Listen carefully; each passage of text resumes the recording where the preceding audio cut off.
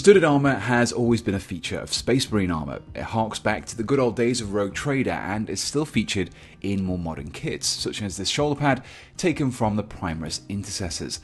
Now, these so-called heresy bumps are actually, in lore terms, molecular bonding studs, and they're used to make quick repairs or upgrades to power armour. So essentially, they're fancy space rivets.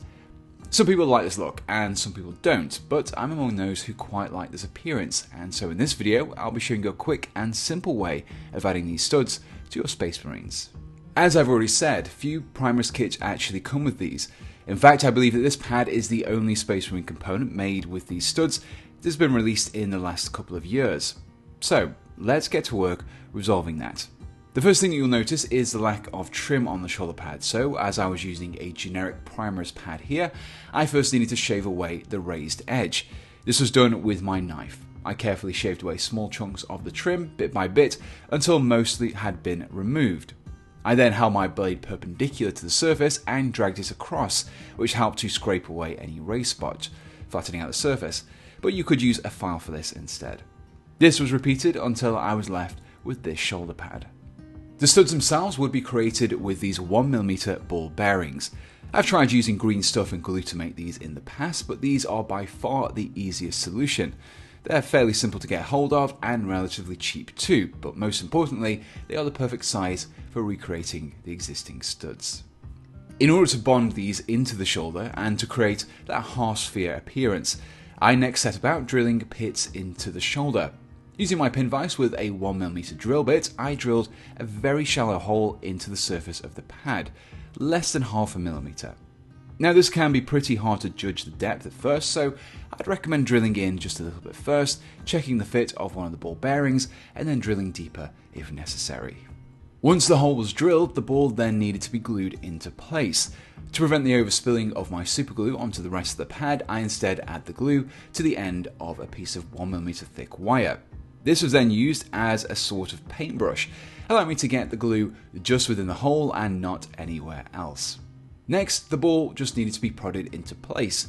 I found it easy to press my finger into one of the bearings so that it stuck.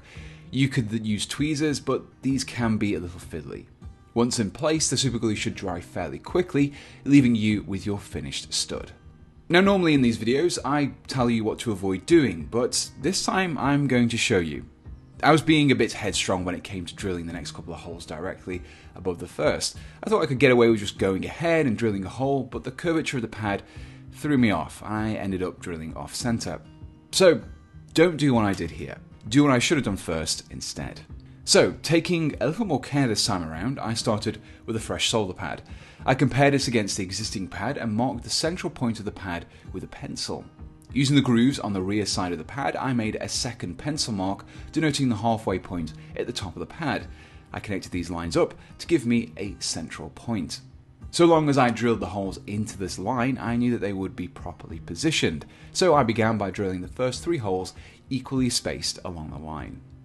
For the remaining 4 holes, I followed a similar method. I used points on the shoulder pad to make pencil marks before joining these together to create lines. Along these lines, the remaining holes were drilled, creating a series of 7 evenly spaced holes, into which I could glue the ball bearings using the same supergluing method that I had used earlier.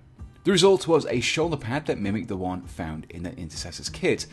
Now, some of you are probably wondering why I didn't just recast another pad or buy one from a third-party seller, or even 3D print my own. Well, first of all, this method is not only the cheapest of those alternatives, but it can also be applied to other parts of the model too, such as the legs.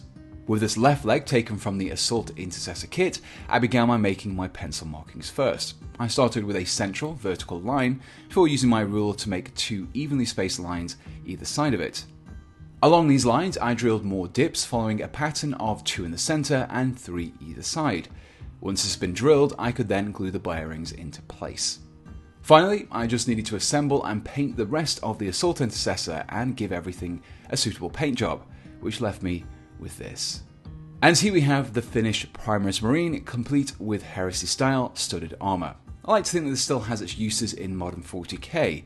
It could be used to represent chapter-specific variations in armour, or it could be a good way to mark veterans whose armour has had to be hastily reinforced or repaired on the battlefield. Either way, I think it looks good, and after watching this guide, you should be able to go about building this styled armour yourself. I'll include a link to the ball bearings that I used in the description below. So if you enjoyed this slightly shorter and more focused type of guide, then please do leave me a like along with your suggestions for other styles or techniques that you'd like to see me tackle in the future. And with that, the final thing to say is a massive thank you to my supporters. Currently, my top supporters on Patreon are Stuart Smith, Jeremy Kaup, Jake, Douglas Wilson, and Daniel Dowling. So a big thank you to you guys, and if you also support me on Patreon, buy me a coffee, or you just use my affiliates links, then your help is what keeps this channel alive, and it's what allows me to build these different kinds of conversions for you. If you would like to help me out, then you can check out my description for all the relevant links. So until next time, thanks for watching, and goodbye.